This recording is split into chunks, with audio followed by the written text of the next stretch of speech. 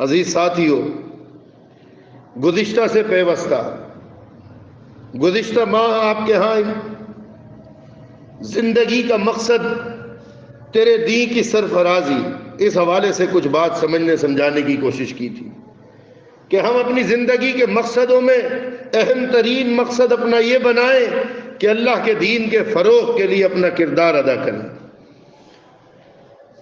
اب اس راہ میں جب ہم آگے بڑھتے ہیں، سب سے پہلے کون سا چیلنج آتا ہے؟ اس چیلنج کو آج اٹینڈ کرنے کے لیے، اس مسئلے کو سمجھنے اور حل کرنے کے لیے ان آیات کا انتخاب کیا ہے، ان احادیث کا انتخاب کیا ہے، اور وہ یہ کہ جب ہم اللہ کے دین کے لیے کوئی بھی کام کریں، وہ کام جہاد کی کسی قسم سے ہو، دعوت کی کسی قسم سے ہو، خیریہ کا کوئی کام ہو، تو جب ہم نے وہ کام کرنا ہے، اکیلے تو کر نہیں سکتے۔ اکیلے تو آپ اور میں کیا کریں گے؟ اللہ کے نبی اکیلے کام نہیں کر سکتے تھے۔ اللہ نے ان کی نصرت کے لیے، آپ اٹھا کے دیکھیے سورہ یاسین، اللہ نے ایک رسول بھیجا، دوسرا بھیجا، تیسرا رسول بھیجا، ایک کے پیچھے ایک، ایک کے ساتھ ایک، کس لیے؟ ایک دوسرے کے ساتھ یہ تعاون کر کے، ایک دوسرے کے مددگار بن کے یہ دین کے فروغ میں جڑ کر کام کریں۔ تو بھائیو، دین کا کوئی بھی کام ہو وہ اکیلے ہم نہیں کر سکتے۔ ایک مسجد بنانا، ایک مدرسہ بنانا، ایک فلاحی ادارہ بنانا، یتیموں، بیواؤں، مسکینوں کی مدد کرنا، خیریہ کا کوئی بھی کام کرنا، یہ ہم اکیلے نہیں کر سکتے۔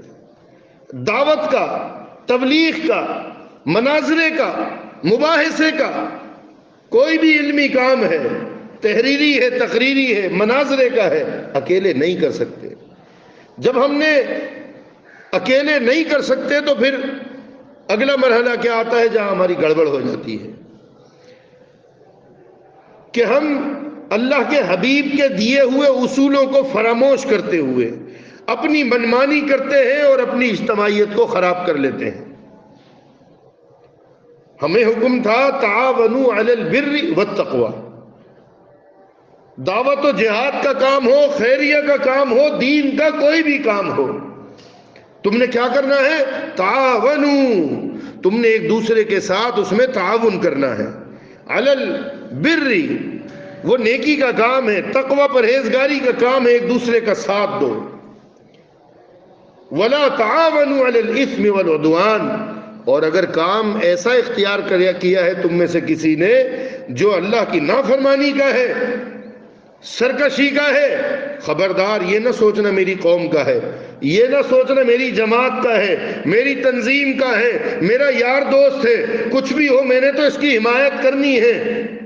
اللہ کے قرآن کی مخالفت ہوگی، رب العالمین کی نافرمانی ہوگی اگر ہم نے کسی کو اس بنیاد پہ اس کی حمایت کی، اس کے ساتھ تعاون کیا، یہ دیکھتے ہوئے بھی کہ یہ اللہ کی نافرمانی کا کام ہے، یہ سازش ہے، یہ اپنے کسی مسلمان بھائی کو نیچا دکھانا ہے، یہ کسی طرح کا شر کا کوئی کام ہے، مگر میں اس لیے کروں گا کیونکہ یہ میرا دوست ہے، مجھے اس کا ساتھ دینا ہے، یہ اللہ کے قرآن کی، نبی کے فرمان کی مخالفت ہے۔ اللہ اکبر۔ عزیز ساتھیو، اب دین کے کام کو مضبوط کرنے اور قائم کرنے کے لیے جس چیز کی سب سے بڑی ضرورت ہے اجتماعی اعتبار سے، وہ ہے اخوت اسلامی۔ آپس میں اسلامی اخوت کا تعلق قائم ہوگا تو دین کا کام بڑھ چڑھ کے ہوتا چلا جائے گا۔ عملی دلیل، علمی دلائل تو دے ہی رہا ہوں، عملی دلیل دیتا ہوں آپ کو۔ اللہ کے حبیب کے محبوب صحابہ میدان بدر میں کتنے تھے؟ کتنے ہزار تھے؟ کتنے لاکھ تھے؟ نہ ہزار تھے نہ لاکھ تھے، صرف 313 تھے، وہ بھی سب کے سب کمانڈو اور تربیت یافتہ مسلح دفاعی نظام سے لیس نہیں تھے۔ کمزور اور طاقتور ملا کر، جوان اور بزرگ ملا کر، پیدل اور سوار ملا کر، ہتھیار بے ہتھیار ملا کر 313 تھے، سواری بے سواری ملا کر 313 تھے۔ مگر ان کے درمیان ایک تعلق قائم تھا. کیا تعلق؟ اللہ کا قرآن کہتا ہے اشداء علی الکفار رحماء بینہم، یہ آپس میں اتنی اخوت اسلامی سے پروئے ہوئے تھے، المسلم اخو المسلم کے عمل پر ایسے کاربند تھے کہ جب یہ ہجرت کر کے آئے، وہ قوم عرب ضرور تھی مگر وہ کسی اور نسل سے، وہ کسی اور قبیلے سے تھے، جو مہاجرین تھے، جو انصار تھے کسی اور قبیلے سے تھے، مگر اخوت اسلامی مواقعات جب ان کے درمیان قائم ہوئی، ایک دوسرے کے بھائی بن گئے، اور کس درجے ایک دوسرے پر نچھاور ہوئے کہ اللہ کے حبیب سے کہتے ہیں یا رسول اللہ، آپ نے مجھے اس کا بھائی، اس کو میرا بھائی بنایا ہے، میری 2 بیویاں ہیں، میرے 2 گھر ہیں، میری اتنی زمین ہے، میں اس کو یوں تقسیم کرنے کو تیار ہوں. اللہ اکبر. تفصیل میں جانے کا وقت نہیں. وہ 313 ہو کر کیوں غالب تھے؟ اللہ کی مدد ان پر کیوں آئی؟ اللہ کے نبی نے فرمایا علیکم بالجماعہ ید اللہ علی الجماعہ. اللہ کی برکت کیسے ملے گی؟ اللہ کی مدد کیسے ملے گی؟ اللہ کی نصرت سے کیسے نوازے جاؤ گے؟ جب تم ایک دوسرے کے خلاف سازشیں کرو گے، فالتو کی شرپسندی کرو گے، ایک دوسرے کو نیچا دکھاؤ گے، نہیں، پھر تمہیں اللہ کی مدد نہیں ملے گی. اللہ کا اصول ہے. یہ سورہ انفال کی آیات آپ کے سامنے تلاوت کی. اللہ اکبر. وَأَطِيعُوا اللَّهَ، اللہ کے فرما بردار بنو، اللہ نے جو حکم دیا ہے اسے اختیار کرو. عقیدے کا حکم، عمل کا حکم، اخوت اسلامی کا حکم، دعوت و جہاد کا حکم، ان احکامات پہ عمل کرو. رسول نے جیسے یہ احکامات کروا کے دکھائے، وَأَطِيعُوا الرَّسُولَ، میرے رسول کی اسی طرح فرما برداری کرو، اسی طریقے پر چلو. پھر آگے فرما دیا وَلَا تَنَازَعُوا، دیکھو آپس میں ایک دوسرے سے تنازع بازی نہ کرو. ضروری نہیں ہوتا. آپ پورے دن میں اٹھا کے دیکھیے، کسی نے ایک پوسٹ لگائی تھی، فالتو پوسٹیں بھی بہت ہوتی ہیں مگر کام کی بھی کوئی بات کسی سے فکر کے ساتھ نکل جاتی ہے، کہ ہماری آپس کی جو بیٹھکیں ہیں مردوں کی یا عورتوں کی آپس کی، ہماری بیٹھکوں میں سے، ہماری گفتگو میں سے غیبت کو نکال دو. چغلی، شکایت، غیبت، یہ سب ایک ہی تھالی کا چٹا بٹا، یہ بد عملی ہے. اس غیبت کو نکال دو، ہمارے گفتگو میں سوائے سناٹے کے کچھ نہیں بچے گا. کیا خیال ہے بابا جی، حقیقت ہے کہ نہیں؟ ہماری گفتگو، ہم بیٹھتے ہیں، 2 بھائی بیٹھے، 4 رشتہ دار بیٹھے، ایک مسجد کے نمازی بیٹھے، ایک جماعت کے عہدیدار بیٹھے، ہماری گفتگو اگر ہوگی، کوئی مصیبت پڑی ہے، کوئی مسئلہ ہے، وہ الگ بات ہے. اگر ہم نے آپس میں گفتگو کرنی ہے، ہماری اکثریت الا ماشاءاللہ کس بد عملی کا شکار ہے؟ بس اس کی برائی، اس کی برائی، اس کی برائی، یہ پورا وقت اسی میں برباد ہے.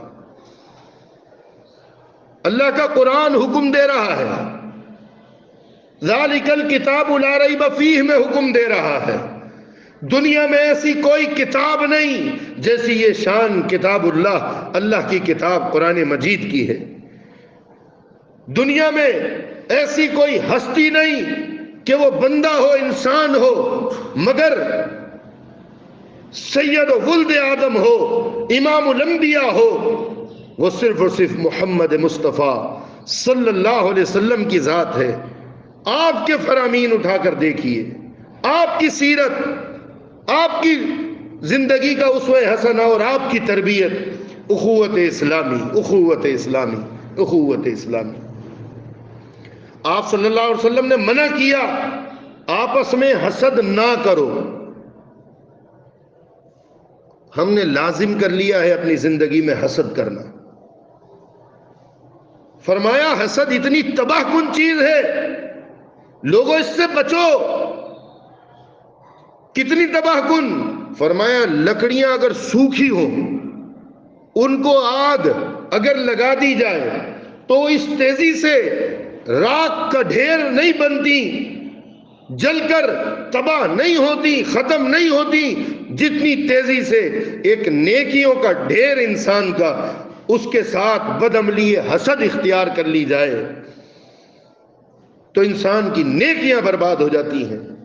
آج میرا اور آپ کا سب سے بڑا چیلنج ہے کہ نہیں کہ ہم نیکی نہیں کر پاتے، ہماری نمازیں، ہمارے آپس کے زندگی کے معاملات، ہماری عبادات، ہمارے طور طریقے زندگی کے، نیکی تو بڑی مشکل ہو گئی ہے۔ اس لیے کہ نیکی اس وقت تک نیکی نہیں ہو سکتی جب تک اس کے اندر کم از کم دو شرائط نہ ہو۔ وَعَمِلُوا الصَّالِحَاتِ، وہ بات عمل صالح لکھی نہیں جا سکتی جب تک دو شرائط اس پہ پوری نہ ہو۔ پہلی بات وہ عمل مفاد پرستی کا، فرقہ پرستی کا، دنیا پرستی کا نہ ہو، بلکہ وہ عمل محمد مصطفیٰ صلی اللہ علیہ وسلم کی سیرت طیبہ، تعلیم و تربیت، حدیث رسول اللہ، سنت رسول اللہ کے مطابق ہو۔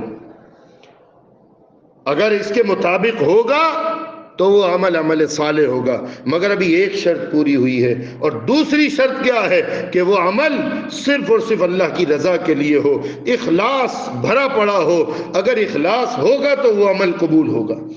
اخلاص کے ساتھ اعمال بہت بڑا اجر دلائیں گے، لیکن اگر اخلاص نہیں ہے، عمل کتنا ہی اچھا ہے، سنت کے مطابق ہے، اور عاملۃ ناصبہ کر کر کے تھک جائیں گے، یہ سب اعمال برباد ہو جائیں گے، ہباء منصورہ کی طرح اللہ اڑا کے پھینک دے گا، بے وزن اعمال ہوں گے۔ تو ساتھیو، مسلمانوں کی اتنی بڑی بربادی کی بنیادی وجہ کیا ہے؟ یہ اسی آیت میں اللہ تعالیٰ سورۃ الانفال میں بتا رہا ہے کہ فَتَفْشَلُوا، تم بزدل ہو جاؤ گے، تنازع میں پڑو گے، بیکار ہو جاؤ گے، دو کوڑی کے ہو جاؤ گے، وَتَذْهَبَ رِيحُكُمْ، تمہاری ہوا اکھڑ جائے گی۔ تم 313 تھے، اخلاص اور اخوت اسلامی کا پیکر تھے، تو تمہارے سامنے ہزاروں کے لشکر بھی کچھ نہیں، ان کے معاون بن کر پوری دنیا کی ہر علاقے کی فوج لشکر کشی مختلف غزوات میں، مختلف سریوں میں کرتی رہی، ناکام نامراد ہوتی رہی۔ کیوں مسلمان فاتح ہوتے رہے؟ وہ اخوت اسلامی کا پیکر تھے۔ اور ذرا سوچئے یہ کہاں حکم دے رہا ہے؟ یہ سورۃ الانفال، یہ قرآن مجید کے جہادی بیانات کی بھرپور آیات سے مزین سورت ہے۔ یہ اس میں اللہ کہہ رہا ہے کہ وَلَا تَنَازَعُوا، آپس میں فالتو کی چران بازی مت کرو، رخنہ اندازی ہر بات میں مت کرو، اپنی زندگی کا طور طریقہ بدلو۔ تَعَاوَنُوا عَلَى الْبِرِّ وَالتَّقْوَىٰ، جب دیکھو کہ کوئی کام اللہ کی راہ میں ہو رہا ہے، اس میں ایک دوسرے کا تعاون کرو۔ یہ نہ سوچو یہ میرا سگا ہے کہ نہیں، یہ میری تنظیم کا ہے کہ نہیں، یہ میری قوم کا ہے کہ نہیں۔ بر والتقویٰ، یہ کام اللہ کے لیے ہو رہا ہے، اللہ کے دین کی سربلندی کا ہو رہا ہے یا نہیں، یہ دیکھو۔ اللہ کے نبی کے دین کے مطابق ہو رہا ہے یا نہیں، یہ دیکھو۔ وَلَا تَعَاوَنُوا، اور مت کرو ایک دوسرے کی مدد، عَلَى الْإِثْمِ وَالْعُدْوَانِ، جہاں دیکھو اللہ کی نافرمانی ہو رہی ہے اس میں ایک دوسرے کا تعاون نہ کرو، اور ایک دوسرے کی عزت و تعظیم، ایک دوسرے کا حق کس درجے پہ ماننا ہے اور کیوں ماننا ہے۔ آخری بات، گھڑی کہاں ہے بھائی؟ یہ گھڑی صحیح ہے؟ آخری بات، کیوں ماننا ہے ایک دوسرے کا حق؟ اس لیے کہ اپنا ایمان بچانا ہے۔ میں اگلی بات کو چھوٹی بات کرنے نہیں جا رہا۔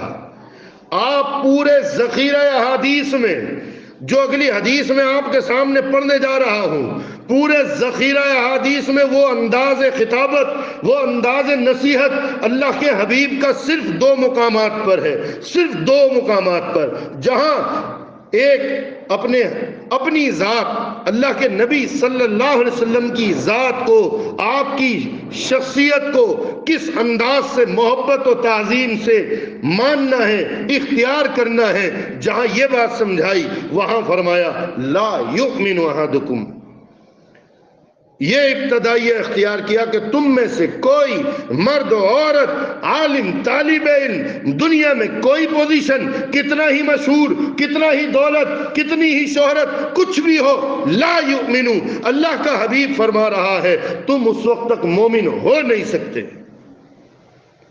کتنی ہی عبادتیں کر کر کے تم تھک چکے ہو، اس وقت تک تم مومن نہیں ہو سکتے۔ کب تک؟ اس وقت تک جب تک مجھ محمد مصطفیٰ صلی اللہ علیہ وسلم کو وہ محبت کا معیار نہ دے دو، مجھ سے محبت اس شدت سے نہ کر لو جتنی شدت سے محبت دنیا میں تم کسی سے بھی نہ کرتے ہو، اپنی آل اولاد سے بڑھ کر، ماں باپ سے بڑھ کر، سب سے بڑھ کر جب تک محمد مصطفیٰ صلی اللہ علیہ وسلم سے محبت نہیں کرو گے، اتنی شدید محبت جب تک نہیں کرو گے، لا یؤمن احدکم حتی اکون احب الیہ من والدہ وولدہ والناس اجمعین۔ اور یہی ابتدائی الفاظ حدیث کے، اب آتا ہوں اپنے موضوع کی طرف، یہی ابتدائی الفاظ حدیث کے ایک دوسرے مسئلے کے لیے بھی اللہ کے نبی نے سمجھائے، وہ کیا؟ لا یؤمن احدکم، اس وقت تک تم مومن نہیں، تمہارا ایمان قابل قبول نہیں، کب تک؟ حتی یحب لأخیہ ما یحب لنفسہ، جب تک تم اپنے لیے جس طرح جو عزت، جو کچھ دنیا میں پسندیدگی تمہاری اپنے لیے ہے، جب تک تم وہ طریقہ اپنے مسلمان بھائیوں کے لیے اختیار نہیں کرو گے، اس وقت تک تم مومن نہیں ہو سکتے۔ اب ہم جس سے بغض رکھ کے بیٹھے ہیں، جس کو نیچا دکھانے پہ تلے ہوئے ہیں، جس سے کینہ پروری اپنے دل میں پال رکھی ہے، جس کی طرف سے دل میں میل پال رکھا ہے، جس سے حسد کر رہے ہیں، کیا ہم اس سے اسی درجے پر وہی سب کچھ پسند کر رہے ہیں جو اپنے لیے پسند کرتے ہیں؟ جواب کیا ہوگا حضرت؟ نہیں۔ بیٹا آپ کیا کہتے ہو؟ نہیں۔ بچہ بھی جانتا ہے، بڑا بھی جانتا ہے کہ نہیں، ہم اگر کسی سے حسد، بغض، کینہ، دھوکہ دہی، ظلم کے تعلق سے ہیں تو پھر ہم اللہ کے نبی کی اس حدیث کی روشنی میں ایمان سے ہاتھ دھو بیٹھے ہیں۔